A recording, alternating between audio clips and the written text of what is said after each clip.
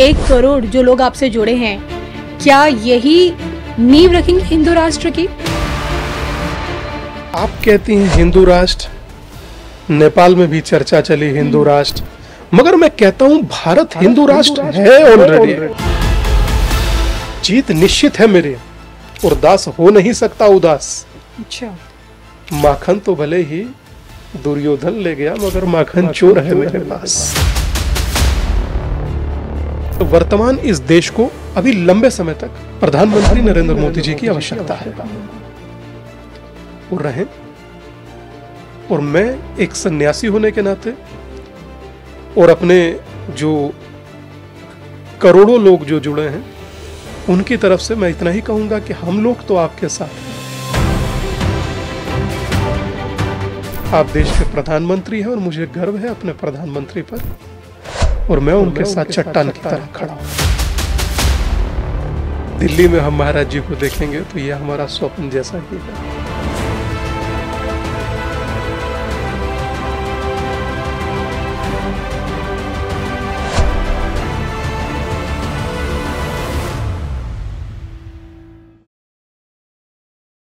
नमस्कार, धर्म ज्ञान के दर्शकों का स्वागत है। मैं हूं आपके साथ कविता राणा। आज हमारे साथ एक ऐसी प्रभावशाली शख्सियत मौजूद हैं जिनकी पहचान पहले राष्ट्र नो कास्ट से होती है और एक लंबे समय से देशव्यापी अभियान पर हैं ताकि जातियों में बटे हिंदुओं को एकजुट कर सके। आइए स्वागत करते हैं हम निबांकर महाराज जी का। धन्यवाद। जिन्हें दुनिया समाज सुधारक, सनातन व्यवस्था के प्रमोटर, आध्यात्मिक गुरु और माँ भारती के युवा संत के तौर पे जानती भी है, पहचानती भी है।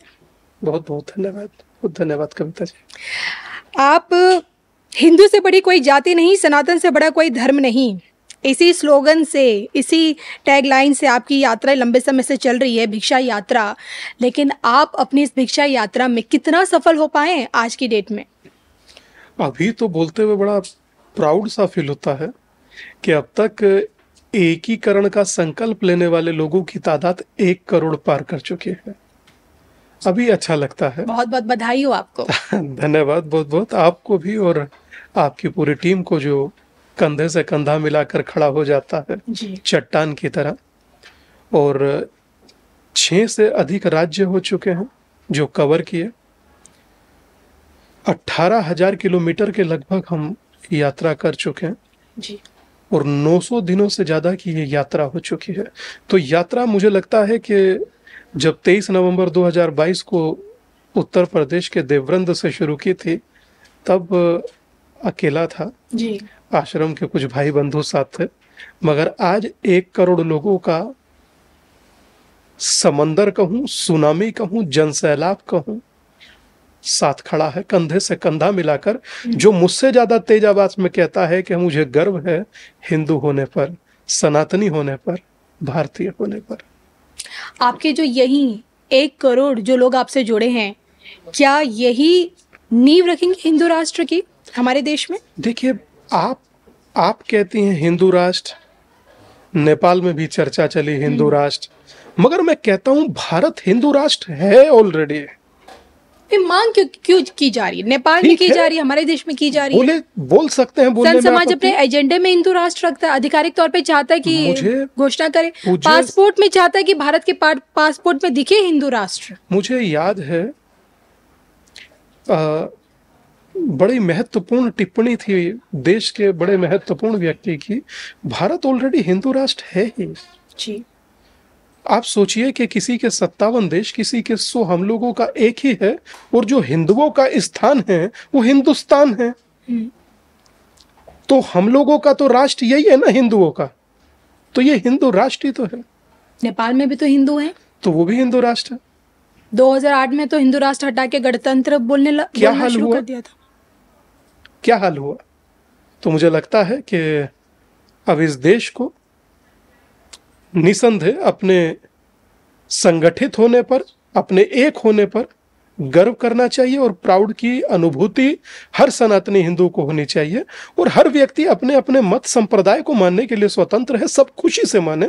हमारा किसी के प्रति कोई ना मनभेद ना मतभेद है, मगर हाँ, मेरा परिवार जो बिखरा हुआ है वो एक होकर खड़ा हो, बस इतना सा स्वप्न है। और वही स्वप्न तब साकार होते दिखता है जब लोग गर्व से कहते हैं स्वयं को हिंदू। लोग कार के पीछे सजाते हैं हिंदू स्टिकर जी। तो गर्व प्राउड प्राउड तो होगा ही जब आपकी यात्रा आपको लगे कि एक सही दिशा में जा रही है। आपके पीछे जो अब 1 करोड़ लोगों की जो फौज खड़ी है, आपका परिवार, और ये आंकड़ा बढ़ता ही चला जाएगा, लेकिन इस 1 करोड़ की फौज में जेनजी लोग, जेनजी शब्द है उसमें? नहीं, ये बेसिक एक नेपाल का एक आंदोलन है। मैं उससे अपने, ये मेरा तो बहुत शांति से चल रहा। लेकिन जेनजी लोगों का कहा जा रहा है ना कि जिनका बर्थ 2000 के बाद हुआ है। उस दृष्टिकोण से देखा जाए तो बहुत सारे युवा ही हैं जी। अधिकांश युवा ही हैं। और वो युवा हैं जो अपने को संगठित होने पर ज्यादा ताकतवर महसूस करते हैं बशर्ते कमजोर होने के जी। क्योंकि अगर वो ब्राह्मण है तो बूंद भर है, जाट यादव त्यागी गुजर दलित वर्मा शर्मा है तो बूंद भर है, मगर वो हिंदू है तो वो समंदर है। तो वो अपने समंदर होने पर ना इतराएंगे, प्राउड फील करेंगे जी। बूंद होने पर नहीं। तो हर व्यक्ति समंदर होना चाहता है, बूंद नहीं। और ये यात्रा उसी समंदर के लिए, समंदर होने के लिए सबको वेलकम करती है। ये तो सबको कहती है कि वसुदेव कुटुंबकम की भाषा को और भाव को चरित्रार्थ कीजिए। तो लोग कर रहे हैं और लोग होना चाहते थे। मुझे लगता था कि इसकी आवश्यकता 20-25 साल पहले थी, किसी सन्यासी को खड़े होकर अब तक कर देना चाहिए था। मगर अगर कोई बात नहीं, देर आए दुरुस्त है और संघर्ष जारी है, चीजें अच्छी होंगी। आज नोएडा है तो कल किसी और शहर की बारी है। बिल्कुल। 900 दिनों का सफर आपने तय किया है और वो भी देवबंद से दिल्ली आने तक। अभी तक तो 1 करोड़ लोग आपसे जुड़ चुके हैं, लेकिन इस राह में कितने रोड़े अब तक आए और कितने रोड़े अब आपके विरोधी राह में बिछाए हुए हैं जाल आपको फंसाने के लिए? लगता है आपको कि मुश्किलें आ रही हैं? दुर्योधन की तरह सबसे राय लेने वाले फंसते हैं। षड्यंत्र रचे जा रहे होंगे आपके खिलाफ? मैं वही कह रहा हूँ, दुर्योधन की तरह जो सबसे राय लेंगे वो फंसेंगे। जिसके साथ कृष्ण खड़ा उसका क्या कोई बाल बांका करेगा जी। मुझे आज भी याद है कि जब अर्जुन पहुंचे भगवान कृष्ण के पास, उससे पहले दुर्योधन आकर चले गए। तो उन्होंने अक्षुणी सेना मांगी वगैरह वगैरह जी। उन्होंने सब तथास्तु किया। अक्षुणी सेना भी लीजिए, उस समय का ब्रह्मोस भी लीजिए, चिनूक भी लीजिए, अपाचे भी लीजिए, रफाल भी लीजिए, जो आपको चाहिए सो लीजिए। पांडवों ने कृष्ण को मांगा जी। अर्जुन ने कृष्ण को मांगा। तो भगवान मुस्कुराते हुए व्यंग किए कि हार निश्चित है तेरी, हरदम रहेगा उदास। माखन तो दुर्योधन ले गया, अब छाछ बची तेरे पास जी। तो पलट कर अर्जुन ने कहा कि जीत निश्चित है मेरी और दास हो नहीं सकता उदास। अच्छा। माखन तो भले ही दुर्योधन ले गया, मगर माखन चोर है मेरे पास। तो हमारे साथ तो माखन चोर है। आप सोचिए कि जो सब कुछ अक्षुणी सेना मांगकर ले गए, उनका कोई नाम निशान नहीं, और जिन्होंने कृष्ण को मांगा वो आज भी हिमालय की तरह खड़े हैं। तो मेरे साथ तो वही योगेश्वर है। जिनके साथ माखन चोर हो तो मुझे नहीं लगता कि पूछने की जरूरत है कि आपके राह में अब कौन रोड़े अटकाएगा। नहीं, कोई रोड़ा काम ही नहीं आएगा, क्योंकि वो इंतजार करते हैं मैं कोई ऐसा शब्द बोलूं जिसको वो बवाल बनाए। मैं ऐसा शब्द ही नहीं बोलता। वो एक शब्द बोलते हैं कि मैं किसी के विरोध में बोलूं, मैं किसी के विरोध में नहीं बोलता। ना ये यात्रा किसी के विरोध में है, ना ये यात्रा किसी को बुरा बनाने में है, ना नीचा दिखाने में है। ये यात्रा तो जातिवाद के विरुद्ध है। ये यात्रा तो भाई को भाई से गले लगाने में है। ये यात्रा तो सबको समकक्ष खड़ा कर कर दिखाने में है। ये यात्रा तो अपना बनाने की है, ये यात्रा तोड़ने की नहीं है। तो इस यात्रा को क्या बाल बांका करेगा? राम में और कृष्ण में यही एक अंतर है। आप हमेशा देखिएगा कि राम खड़े होकर युद्ध लड़ रहे हैं और कृष्ण युद्ध लड़ा रहे हैं। दोनों में इतना बड़ा फर्क है जी। राम षड्यंत्रों का शिकार हुए और कृष्ण ने षड्यंत्रों को ही घर से चलता कर दिया। जी। तो मैं समझता हूं कि हम लोग राम से भी प्रेरणा लेते हैं और कृष्ण से भी। जिस तरह राम आदिवासी बनवासी गिरवासी मल्लाह को साथ लेकर चले, ठीक वैसे ही ये यात्रा है जो सब भाई बंधुओं को, जो हर समाज के व्यक्ति हैं, साथ लेकर चल रही है और उन्हें परिवार होने का एहसास करा रही है। बहुत सारे लोग कहते हैं कि मंदिरों में घुसने नहीं देते। ये रहा अटोर नंगला, एक गांव है जी। गाजियाबाद में, शिव मंदिर है, वहां सब लोग दिया जला रहे हैं, कोई जाति भेदभाव है ही नहीं। मेरा खुद का आश्रम का मंदिर है, वहां सब आकर दिया जला रहे हैं। मेला लगता है, वहां दुनिया देखने आती है, रहती है, खाती है, वहीं कोई भेदभाव नहीं। ठीक है, कुछ लोगों को दिखा करके आप पूरे समाज को पेंट कर सकते हैं, पर वो बहुत लंबे समय तक नहीं चलेगा, क्योंकि ये वही देश है जहां 66 करोड़ लोग एक साथ गंगा में डुबकी लगाते हैं, कुंभ में। आपकी ये यात्रा क्या मुस्लिम इलाके से भी निकलती है? नहीं, ये यात्रा सब जगह से निकलती है। इसके लिए ना कोई हिंदू, ना कोई मुस्लिम, ना कोई सिख, ना कोई ईसाई। इसके लिए तो सिर्फ इतना ही है कि ना कोई दूरी ना कोई खाई, हिंदू हिंदू भाई भाई। ये बहुत सीधा स्लोगन है। मतलब लेफ्ट राइट जैसा कुछ नहीं है, नाटक प्रपंच जैसा कुछ नहीं है। बहुत सीधा सा, सटीक सा, एक ताल ठोक कर शब्द बोल दिया जाता है कि हम लोग एक थे, एक हैं और एक रहेंगे। जी। बटना स्वीकार नहीं। अच्छा लगता है साथ में भाई बैठकर भोजन करता, तो हम लोग परिवार की तरह रहना चाहते हैं। बिल्कुल, आपका ये परिवार आगे भी बढ़ता रहे, मैं भी यही उम्मीद करती हूँ। आप ही का वक्तव्य है कि जिस प्रकार सरदार पटेल ने विभाजन के बाद पूरे देश को एक सूत्र में पिरो दिया था, हिंदू समाज को उसी तरह एक हो जाना चाहिए। आज आपसे जानना चाहूंगी कि आज के सरदार पटेल कौन है? देखिए, मुझे लगता है कि नियति से बड़ा कोई नहीं है। नियति तय करती है किसको क्या दायित्व देना है, नियति तय करती है किसको क्या करना है, और जिसको जो सेवा मिली है, आपको मुझसे सवाल पूछने की सेवा है तो आप वो कर रही हैं, मेरा समाज को जोड़ने की सेवा है मैं वो कर रहा हूं, भाई का रिकॉर्डिंग का सेवा है वो कर रहा। जो जिसकी कर्तव्य है या जो जिसका दायित्व है, उसका निर्वाह बड़ी समर्पित भाव से करे, बस यही मेरी यात्रा है। वैसे दुनिया देख रही कि जमीनी स्तर पर देश को पिरोने का, एकजुट करने का कार्य आप कर रहे हैं, तो जमीनी स्तर पे तो चलिए हम आपको मान लेते हैं, आज आप पटेल जी की भूमिका में हैं, लेकिन राष्ट्र की राजनीति पर मैं विकल्प देना चाहूंगी कि अगर पीएम मोदी के अलावा कोई और चेहरा जो आपको पटेल जी की भूमिका में नजर आए। सरदार पटेल बहुत बहुत बड़े दिव्य और महापुरुष लोग थे। उनका आशीर्वाद वो जहां भी हैं दे, हम लोग उनके धूल बराबर भी चरणों के नहीं हैं जी। और मैं हिंदू समाज का खाता हूं, पहनता हूं, उनका दिया वाहन में चलता हूं, उनका दिया सूचना यंत्र दूरभाष यूज करता हूं। मैं उनका सेवक होकर रहूं, दास होकर रहूं। मैं कोई हिंदू हृदय सम्राट नहीं बनना चाहता, मैं कोई 100 करोड़ हिंदुओं का शेर नहीं बनना चाहता। मैं उनका सेवक हूं, दास हूं, सदा रहूंगा। मैं उनके लिए मदद और काम करना चाहता हूं और वो मैं बहुत निष्ठा से कर रहा हूं, बहुत दिल से कर रहा हूं। और मुझे राष्ट्र से बड़ा कोई देवता नहीं होता, और देवता की राष्ट्र आत्मा होता है, तो वो राष्ट्र मुझे आशीर्वाद दे रहा है, मेरे लिए इतना पर्याप्त है। कहीं जाता हूं, मुझे कहने की जरूरत नहीं पड़ती किसी से पूछूं कि, मैं पूछता भी हूं कि हम लोग कौन है, तो सामने से हिंदू हिंदू का आवाज आने लगता है। मेरे लिए इतनी भिक्षा बहुत है, मैं जी जाऊंगा इतने में, मुझे लगता है। आज की पॉलिटिक्स में सरदार पटेल जी की छवि किस में नजर आती है आपको? मैं समझता हूं, देखिए, छवि देखने से ज्यादा बेहतर है उनका मार्गदर्शन लेना, और जो वो कर गए उनकी स्मृतियां आज भी जीवंत हैं जी। और उन जीवंत स्मृतियों से प्रतिदिन प्रेरणा लेना बहुत आवश्यक है। और मैं समझता हूं कि वर्तमान इस देश को अभी लंबे समय तक प्रधानमंत्री नरेंद्र मोदी जी की आवश्यकता है, वो रहें। और मैं एक सन्यासी होने के नाते और अपने जो करोड़ों लोग जो जुड़े हैं उनकी तरफ से मैं इतना ही कहूंगा कि हम लोग तो आपके साथ हैं। आप देश के प्रधानमंत्री हैं और मुझे गर्व है अपने प्रधानमंत्री पर, और मैं उनके साथ चट्टान की तरह खड़ा हूं। कभी वो आपके लिए चट्टान बनकर खड़े हुए हैं? कभी उनकी तरफ से आपको कहीं कुछ समर्थन, सहयोग, मैं नहीं कुछ पूछते हैं आपका हालचाल?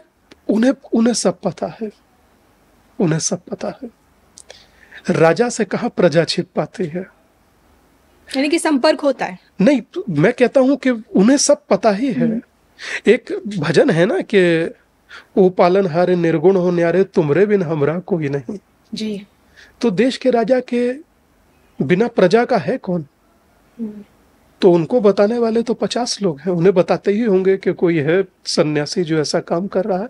उन्हें सब पता होगा, और नहीं पता होगा तो कभी पता लगेगा तो उन्हें अच्छा ही लगेगा। 3 से 4 दिन बाद ही पीएम मोदी जी का जन्मदिन है, 17 सितंबर को। पीएम मोदी 75 वर्ष पूर्ण हो जाएंगे, 76वां वर्ष उनका शुरू हो जाएगा। मैं आज आप लोगों के साथ बैठा हूं। मैं आज ही अग्रिम शुभकामनाएं भी प्रेषित करता हूं। जिस समय चारों दिशाओं से चुनौतियां हैं, जी। आप उन चुनौतियों का पार पाएं, आप अपराजय हों। आपने देश को, देश का वैभव पुनः लौटाने का जो संघर्ष किया है, जी। ये देश, ये समाज आपका हमेशा ऋणी रहेगा। आप गरीब जनता के पांव छूते हैं, पांव धोते हैं, उनको सम्मान देते हैं। शायद मुझे लगता है इससे क्या श्रेष्ठ कोई वर्तमान देश के लिए होगा। तो भगवान आपको दीर्घायु रखे।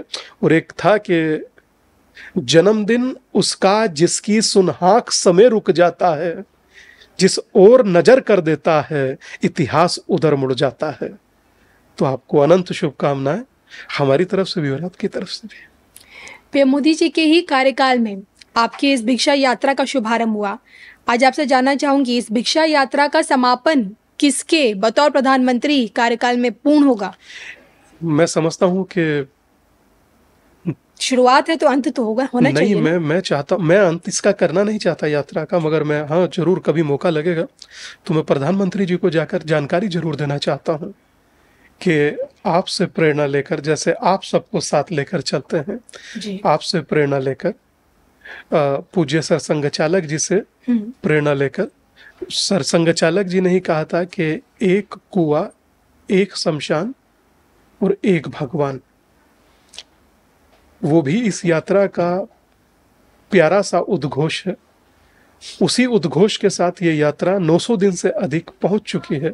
कभी मिलेंगे तो बताऊंगा उनको कि ये 1 करोड़ से ज्यादा लोगों को जोड़ चुकी है और अब भी लोगों को जोड़ रही है। परिवार होने का एहसास करा रही है, जाति से ऊपर उठकर हिंदू होने के गर्व को जगा रही है, समाज में सनातन का जनजागरण कर रही है।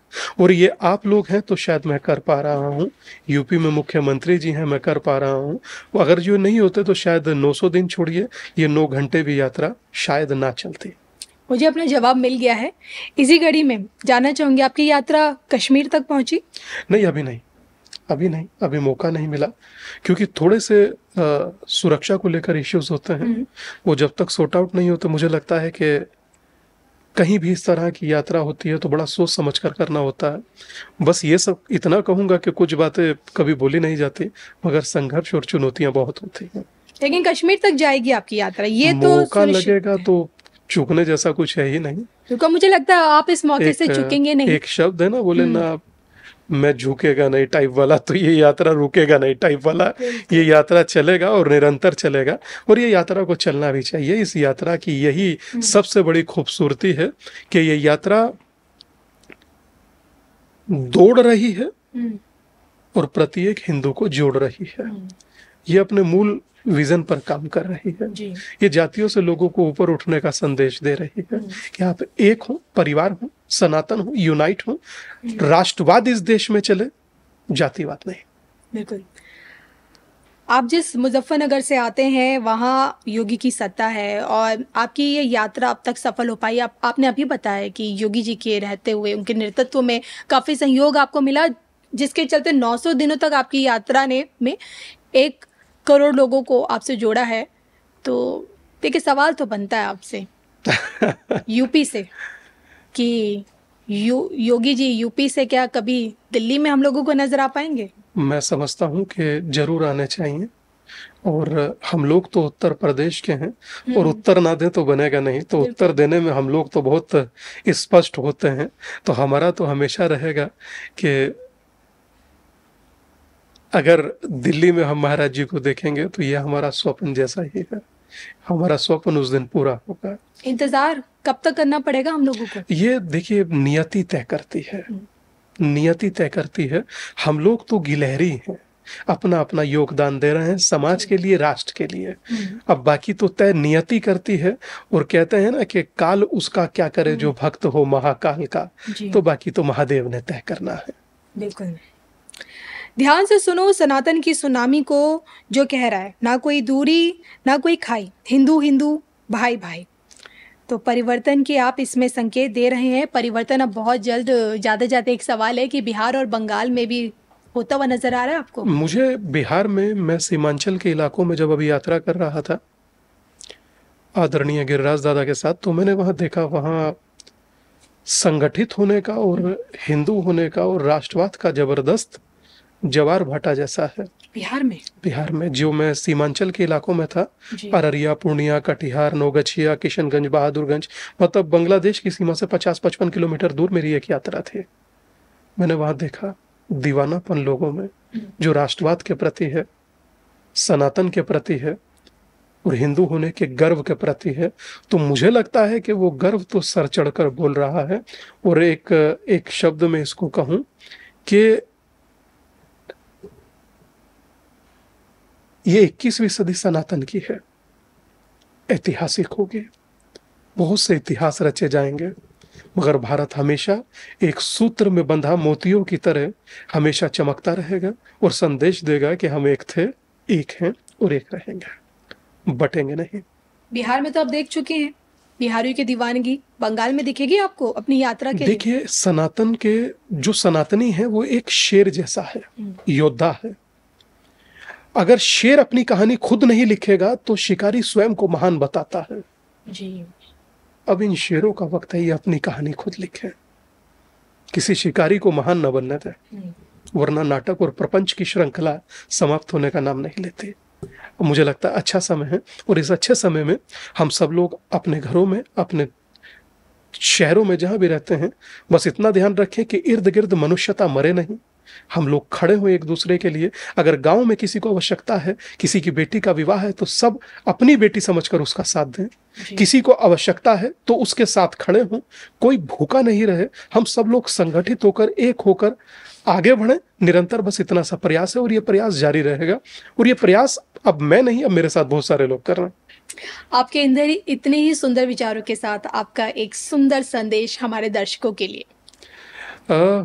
मैं समझता हूं कि एक सबसे रोचक बात यह है कि आप लोगों को सेक्युलर कहा जाता है, मगर मैंने किसी से पूछा कि सेक्युलर की हिंदी बताइए, तो उन्होंने मुस्कुराकर कहा धर्मनिरपेक्ष। मगर मैं बड़ा दुखी था कि एक इतना विद्वान व्यक्ति उसे धर्मनिरपेक्ष कह रहा है, मगर सेक्युलर की हिंदी होती है पंथ निरपेक्ष जी। देश धर्म निरपेक्ष हो ही नहीं सकता, ये देश धर्म सापेक्ष है, निरपेक्ष नहीं। 1994 के सुप्रीम कोर्ट के वर्डिक्ट में एक शब्द था कि हिंदू वे ऑफ लाइफ है। तो हिंदू का अर्थ ही आस्था है, सनातन है। अगर सनातन नहीं तो हिंदू नहीं, तो वो धर्म निरपेक्ष हो कैसे सकता है? तो इस प्रोपेगेंडे को समझना चाहिए, इस नाटक को समझना चाहिए और इस नाटक का शिकार नहीं होना चाहिए, और सबको अपने धर्म पर, अपने सनातन पर गर्व करना चाहिए, इसे जीना चाहिए। प्रत्येक मंदिर जाना चाहिए, जो भी आपके इर्द गिर्द शहरों में, गांव में मंदिर हैं, आप उसमें जरूर जाएं।